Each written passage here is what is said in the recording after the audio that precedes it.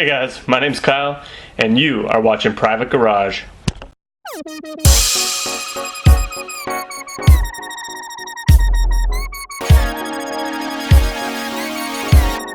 Hey guys, what is happening?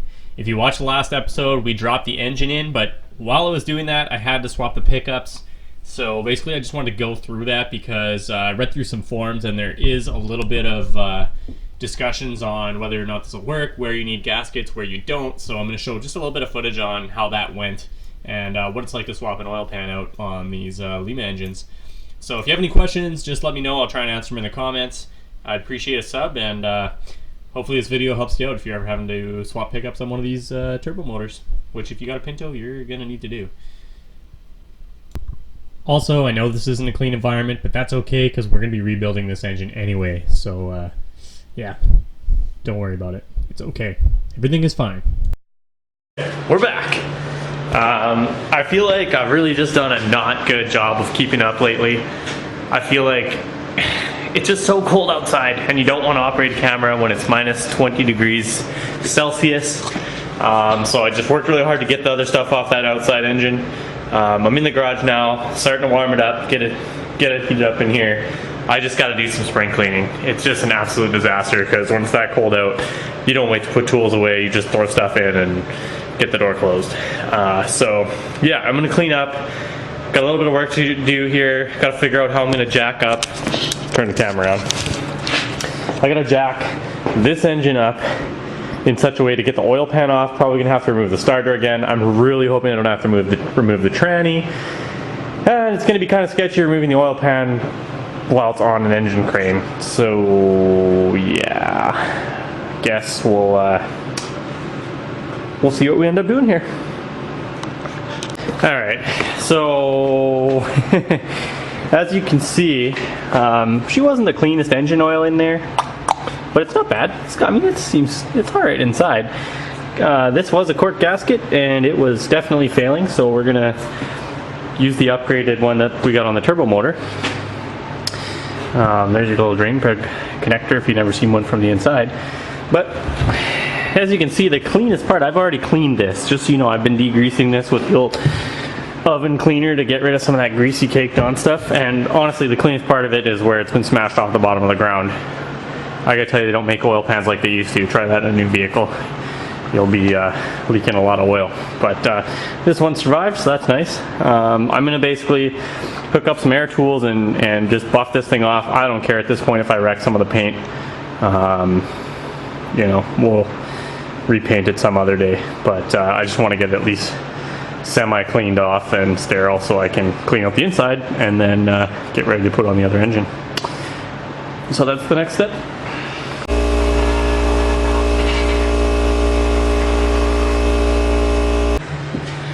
Alright, so after not even 30 seconds, this pad's just a little bit too aggressive. This is called a surface prep. I'm thinking they mean like taking the paint off kind of thing. I'm not overly concerned about the paint on this thing, but I also don't feel like I need to just destroy it for no reason. So what I'm going to do is I'm going to go buy some slightly more gentle cleaning pads, and we'll come back to this guy another time.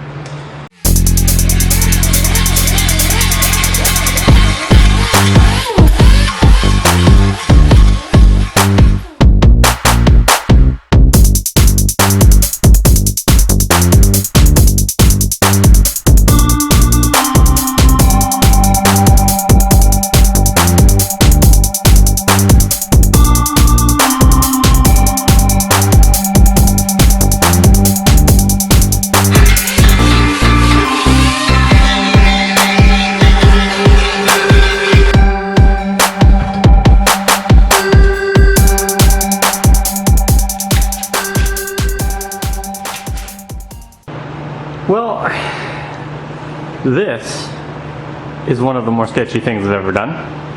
I need to change the oil pan because, well, here's the old oil pan. I think we've kind of been through this.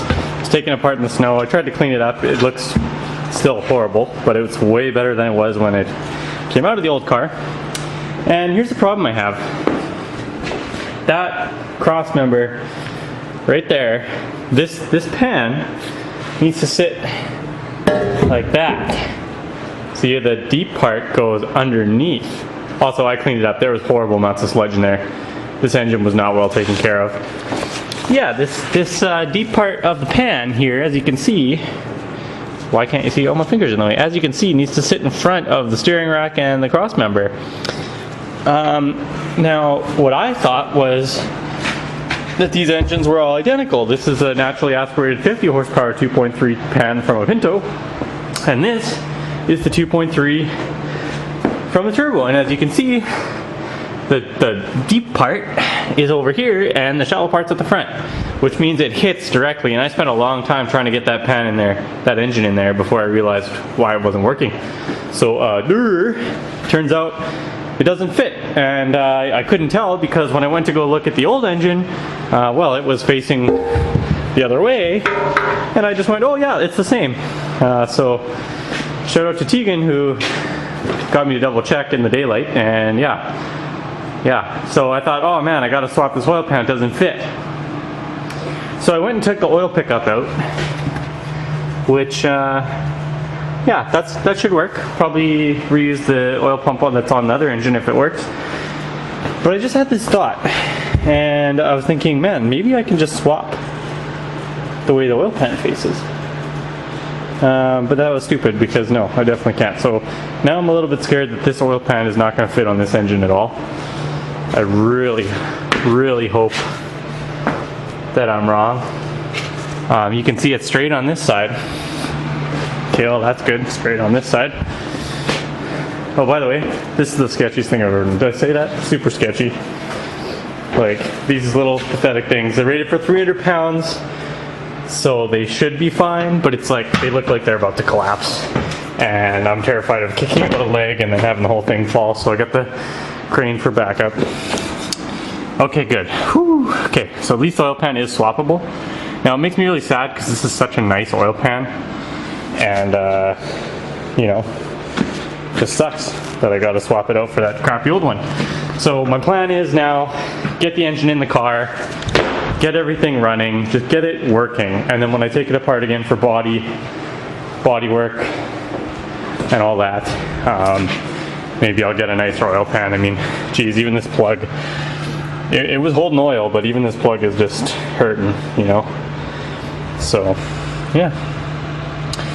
But that's what we're gonna do. So I'm gonna remove this oil pan as carefully and safely as I can. I'm gonna try not to die or get crushed, permanently maimed. But hopefully it works out.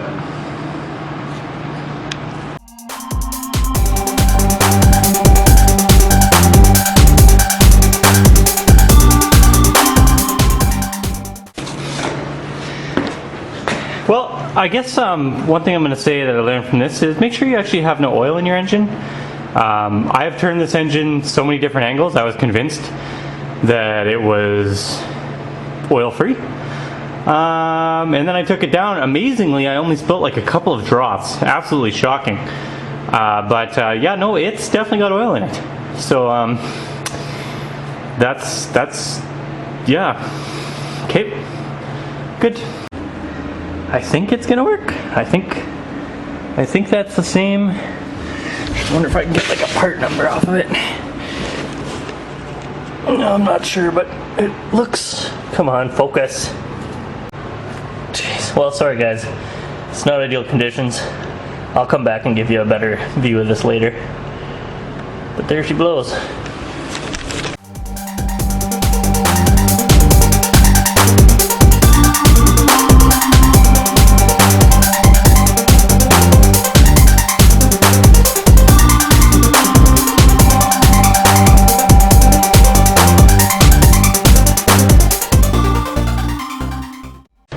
Slow. Alright guys, let's check this out. This is the oil pump from the McCurr. It looks to me to be identical. Could be a different gear set in there, but I plan on reusing it. As you can see, very similar. So all I'm going to do, lucky for me, I think all I got to do is swap the pickups. And it'll be good to go. Alright guys, so I got them both out. As you can see, this is the original one from the 1980 Pinto naturally aspirated 2.3 liter, and it looks almost identical to the one that's in the Merkur, and that's the 87 Merkur turbo, I believe. This fell out. I'm not actually sure which way it's supposed to go. I think it goes this way. I hope it goes this way. But that's a good sign. You can see this one's got some wear marks on it. Oh, come on, focus. Focus. Alright, well you can't see it very, there you go. So you can see it's got some wear marks on it. This one, I don't think the engine was very well taken care of from an oil standpoint. So yeah, I guess if you're swapping them out, like I had to get it to fit, swapping the oil pans, it should be as simple as swapping this oil pickup, and that'll make it work. This will actually sit in the same orientation, so really pleased with that. I'm a little disappointed that this is so messy and dirty, but yeah, I mean, if you have any questions, I'll try to answer them, and I think this is going to work pretty good. Just a point to talk about, I did read online on the forums, some people were saying that there's supposed to be a gasket on the top of the oil pump. Both engines that I have did not have the gasket. So I assume that it's just a really high tolerance machine surface, and they just bolt right together and it's good to go. So that's what we're going to do. And if you are doing this, I guess you got to make sure that it's on good and tight, because you don't want this thing coming loose in there. But no, it seems to be honestly a pretty easy job, and I'm just going to go ahead and swap these. So what you can see here is I'm just swapping out the gaskets in between the pickup tubes. Just something to note, you do want to use an actual proper gasket. You don't want to use gasket maker just on the off chance that it does piece breaks off and blocks one of your little oil passages, so just something to be aware of. But other than that, super easy job. It was pretty hard to find the gaskets, but I'm going to talk about that right now. Some gasket, I just made this. So there is a gasket between the oil pickup and the oil pump, but there's not between the oil pump and the block. And one of the things that I ran into is that I can't seem to find the gasket online or at a parts store. The only way you can get it is if you buy a new pickup tube. Now maybe I should be buying a new pickup tube, because that is absolutely disgusting, but I need to get this done today, so I'm just going to clean it up and throw it on there and make it work. So wish me luck. And now we put it back on. Alright, so I don't have any good footage of me putting it back under that disastrous contraption that I had the engine held up on, but basically where we're at right now is partway through the previous video, so if you want to see the engine actually go in, just jump back one video, and I don't know what we're going to be doing on the next one, but thanks for watching, and keep your stick on the ice. What shall we do with the drunken sailor? What shall we do with the drunken sailor? What shall we do with the drunken sailor?